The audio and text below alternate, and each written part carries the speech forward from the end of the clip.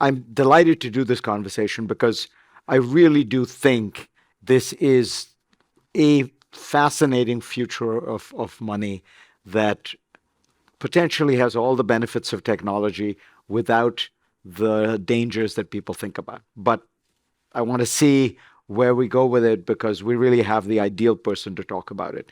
Um, Jeremy has founded this extraordinary company. So let's start with basics. Where does stablecoin fit into the kind of the monetary system as it exists now? Yeah, I think, the at least our conception of stablecoins has been this idea that you could introduce a full reserve kind of money, a money that is effectively backed by government obligation money that can operate on the public internet and get all of the benefits of the public internet. And so a digital asset in the form of a digital dollar that is, regulated by the same regulators that regulate the existing banking and payment system, but is a safer underlying asset than, say, bank credit risk, but has the superpowers of the internet, the ability to transact anywhere in the world instantly at a fraction of a cent, but also the advantages of programmability, the ability to write contracts that intermediate this. But fundamentally, it's this idea that we can build an internet-based financial system that is on a safe foundation that then you can build on top of. You can build payments, you can build financial applications, you can build commerce primitives, you can build more and more of these things. And so that's sort of our conception of what stablecoins represent. And in some ways, I've used this metaphor in the past. I used to do digital media stuff before doing digital money. And probably a lot of you are familiar with the idea of over the top, that you could just get a Netflix subscription and you could cut cable. But the idea was that you could build software that runs on the internet and then allows you to use these utilities on the internet instead of the legacy kind of proprietary country-specific stuff. Siloed, et cetera. And so over the top money is really what this is. And so it allows for internet scale reach and utility. And also similar to other utilities on the internet, which, for example, effectively got us to a world where the marginal cost of storing and moving data is effectively zero, or the marginal cost of storing and moving communications is effectively zero. We're approaching a world where the marginal cost of storing and moving and automating money approaches zero as well. And that's a very exciting prospect. It's also, for some people, a very scary prospect, but it's a very exciting one. So that's the sort of high-level conception of stablecoin as we think about it. There's a lot of other, sort of stable in name only kinds of things that are out there. But that's what we've been focused on, at Circle for roughly the last 10 years. So I think many people will have the question in their minds.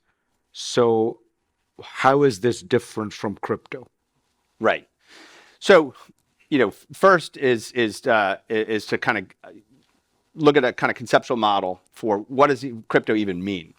So crypto is just a short word for cryptography, but very specifically, there's technology that is built on the public internet that uses public key cryptography, advances in the use of cryptography for trust-assured data storage, trust-assured transaction management, trust-assured computing, that allows entities, a person, a business, a machine to another machine, to interact with each other in a trustless way directly on the internet by using the power of cryptography. So crypto is a technology, just like AI is a technology, just like cloud is a technology. Crypto is it's a breakthrough technology because it's built a new infrastructure layer for the internet.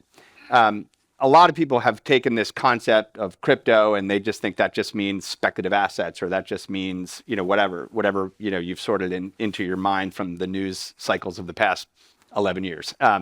But from our perspective, this is a breakthrough public internet technology that we can all build on top of. And so USDC, other stablecoins, these new tokenized real world assets that are coming onto blockchains, all of this is built on crypto. Just like the apps that we use, if you use Netflix or you use the iTunes store, that's built on the cloud. So we have a new infrastructure layer, these blockchains, and then we're building things on top of that. And so that's, we're building on it. But yes, there is a whole category of things that are, purely, purely speculative in nature. And there's also a lot of cryptographic tokens and digital assets that have a lot of value to them as well, and have a lot of utility to them as well. And I think the market's starting to differentiate that. And the core difference, it would seem to me, is between cryptocurrency, what people mean by Bitcoin or something, Right. is that a stablecoin is backed, particularly yours is on a one-to-one basis. That's exactly with in this case the U.S. dollar, whereas the Bitcoin it is backed with the idea that a complex algorithm and ledgers stored in thousands of places provide you with a kind of trust, right? Yeah, I mean, effectively, yes. These sort of endogenous assets like Bitcoin are they're and some would argue backed by the kind of computing and security power of the network. Stablecoins such as USDC, and this is becoming law all around the world now, are required to hold reserves for every digital currency token that is issued. You have to hold reserves in the safest of dollar assets. And some governments, like the Bank of England, are saying stablecoins must hold their reserves at the central bank. There are different regimes around the world. There's models that effectively say it's short-term T-bills, it's treasury secured assets and cash. Ideally cash held in the safest institutions and custodians. And so that's what USDC is built on today. So the kind of what is this is becoming a term of regulation, but it is broadly now understood. Stablecoins, at least in the regulated sphere, are these fully reserved, fiat asset backed, ideally by the safest underlying assets possible, not by a loan book or credit risk, but by these very safe underlying assets. What do you think is the most, extraordinary or important application that you can imagine right now? I mean, I look at remittances, for example, and I think, boy, I mean, the remittances around the world are in the, I forget, like hundreds of billions of dollars a year. It's like $400 billion a year. And it's all very friction-filled, those transactions. Is that a good example? It's definitely a good example. The movement of money internationally is one that, whether you're a business, a small and medium enterprise, a large enterprise, a person who works in one country and has family in another country, you have all these stovepiped financial systems around the world, and it's extremely time delayed and expensive. The model that we like to think about is there's sort of a market today of legal electronic money. I saw data yesterday that said that the amount of kind of M0, M1, M2, et cetera, is about 120 or 130 trillion dollars in electronic money today. And then next to that, you have essentially utilities that allow you to move that around in different ways. Capital markets exchanges, B2B payment systems, retail payment systems. You have cross-border remittance, systems, all of those. And collectively, if you add up all of those businesses and the revenue that those utilities generate, it's about $1.5 trillion of revenue. And so there's a big market for better electronic money, and there's a big market for the utility for how that gets used. And so at the end of the day, if an internet financial system can be built where we build on the safest foundation, over time, stablecoin money in this form can occupy all of those areas of utility, in my mind, and that is ultimately where we're headed, in my view. That will involve the utilities themselves being some of them unregulated in the sense that they're not banks, but payment utilities, things like that, and then the kind of money issuance side of it obviously being regulated by prudential regulators. And again, this is happening all around the world. Every major jurisdiction, every major financial market center either has on the books today or will have on the books in 2025 stablecoin laws that enshrine this model of one-for-one backing, the use of blockchain technology to issue and distribute and use these, digital dollars, digital euros, or whatever market you're in the world, these new kinds of digital currencies. So, what do you think as a result of all this, of the idea of central bank digital currency? Yeah, so I mean, there have definitely been experiments in central bank digital currency, and I think the backing assets for stable coins over time need to be a combination of central bank databases, basically central bank reserves, and government obligation, the highest sovereign, highest quality short duration sovereign debt, for example. Those are probably the best backing assets for this kind of currency. And obviously, central banks themselves, need to continue to upgrade their own core infrastructure and core systems.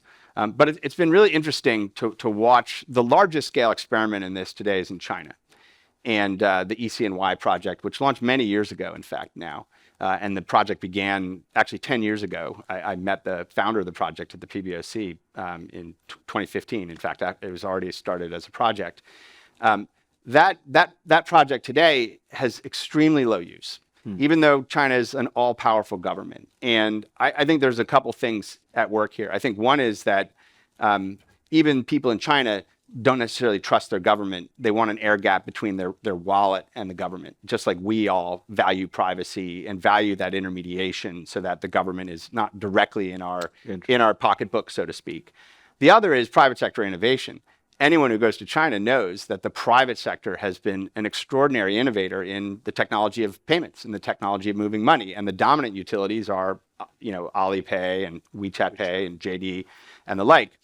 And so I think there's going to be a need for, private sector-led innovation in technology, which is, if you think about the West leads through free markets, through fair and clear rules and regulations, open competition, and private sector technology innovation. But there is a public-private dimension to this, and so regulation is obviously a key piece of that.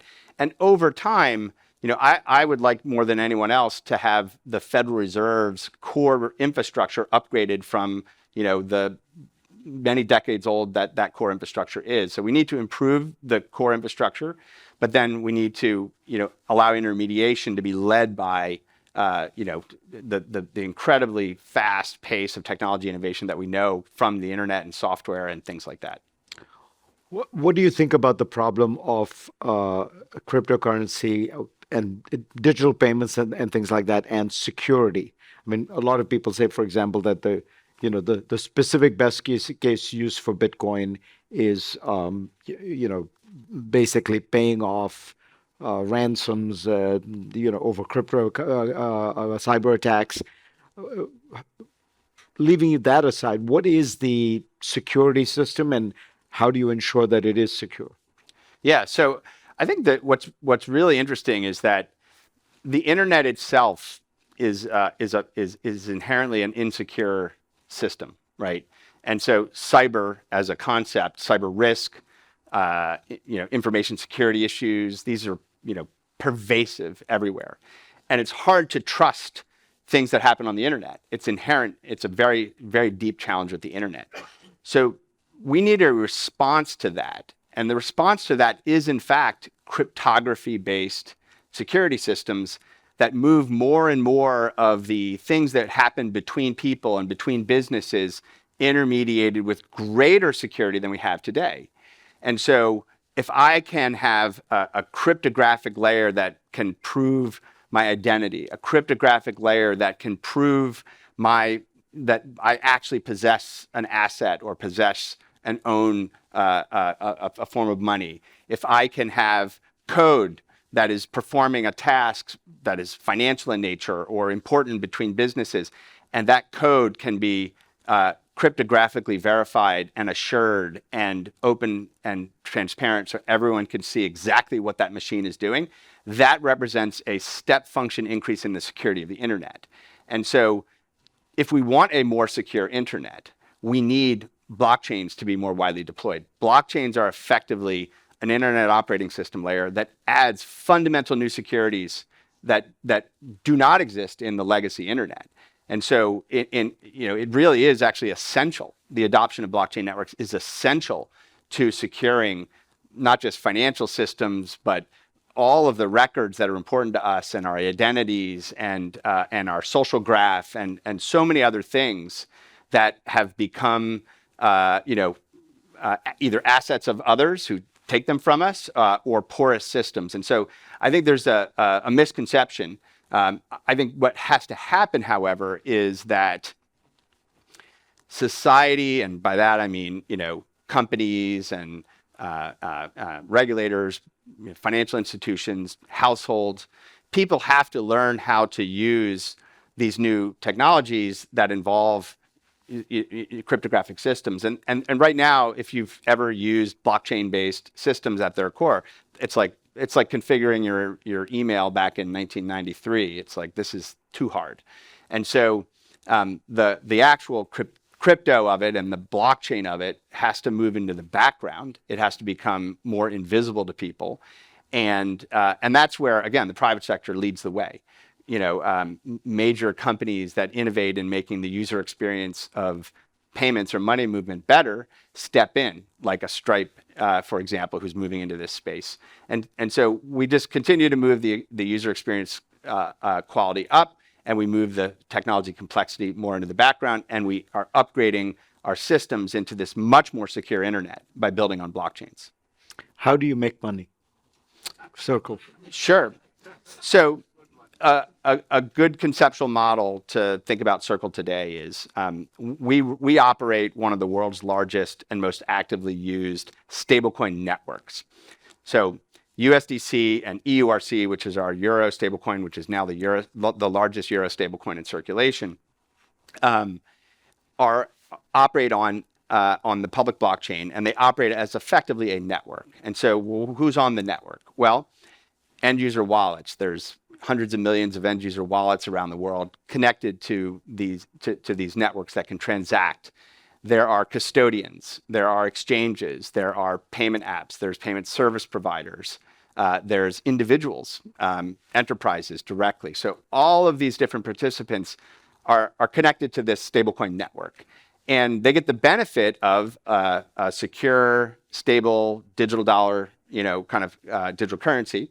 And they get the ability to transact with it effectively. Now, with the latest generations of blockchain tech that everyone is deployed on, you can transact in a fraction of a second for a penny or less.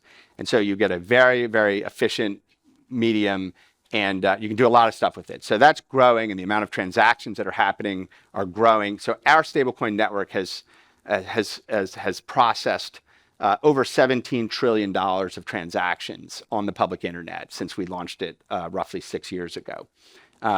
So we don't make money from the network and the activity on the network. Today, we make money from the amount of money that's in circulation on that network at any given time. And so there's today around 35 billion USDC in circulation, and we hold those as reserves, and we generate effectively the risk-free rate of return, with those reserves. And so that's our primary income stream today. We have many new income streams that relate to services in providing that, for the creation and redemption of the digital currency, to technology to integrate this into your own enterprise or applications, technologies to ensure compliance with law, transaction compliance, things like that. So we're adding a lot of things around this that are also growing the revenue that we have. Right now, the BRICS have been meeting, and as has become usual, they are calling for the end of dollar dominance. What is stablecoin backed by the dollar mean when you think about the effort to dislodge the dollar? Yeah, there are many people who look at it and say, I think Larry Summers' great line is, you can't dislodge the dollar as long as Europe is a museum, Japan is a retirement community, and China is a jail. You need a viable alternative. Is there an alternative in the blockchain crypto world, and what does it make it more likely or less likely if dollar dominance wanes? I mean, look, if you've been sitting in these rooms, you've been watching Circle advertisements essentially about this issue, which is we care deeply about this issue, which is there is this currency competition and there's a digital currency competition. And I think the fundamental question that the United States needs to ask, its policymakers need to ask, and the world, as a whole is looking at is, do we want dollars to be the currency of the internet, or do we want something else to be the currency of the internet? And right now, in this early market, digital dollars in the form of stablecoins are winning, but that's not to be taken for granted. And I mean, just in recent weeks, even the Russian government has passed laws to adopt, digital currency alternatives to the dollar for settlements with their trading partners. China has been trying to advance their own digital currency model and get buy-in for more and more uses of that. And so, just as I said earlier, in a world where money moves over the top, where you just need a smartphone or a piece of software to connect to a monetary system, that's all you need. These broad political and economic blocks can connect directly and intermediate and transact. And so it's a very real threat, in my opinion. And this is why it's so critical for the United States to decisively lead here. And the U.S. has been a little late to the game in terms of setting clear policy around stablecoin. There's a very good bill in Congress. There's a lot of people on both sides of the aisle that are trying to get this done, including to get it done in the next 2.5 months. But the rest of the world is moving on. As one of my colleagues likes to remark, we sit here today and the digital dollar in the form of USDC is regulated by Europe before it's regulated by the United States under MiCA. And so we issue USDC in Europe under European, banking authority rules around stablecoins, overseen by, central banks in Europe. And that's great for us, meaning we're able to do it and it's growing, but it's a shame for the United States. And so every major company, from Visa to fintechs like Stripe to leading companies like BlackRock and Fidelity, to so many other companies, PayPal, others, are moving to a stablecoin-based monetary system and payment system. And so we have to enshrine this in law and then unleash the free market and unleash digital dollars to compete in the world. And I think if you do that, then the United States and the dollar can continue to maintain its edge technologically. Obviously, solving our fiscal issues is at the heart of the value of the dollar, and that's a separate issue altogether. Yeah, let's not go down that path. On that somewhat optimistic note, Jeremy, Allaire, pleasure. Thank you so much, Fareed.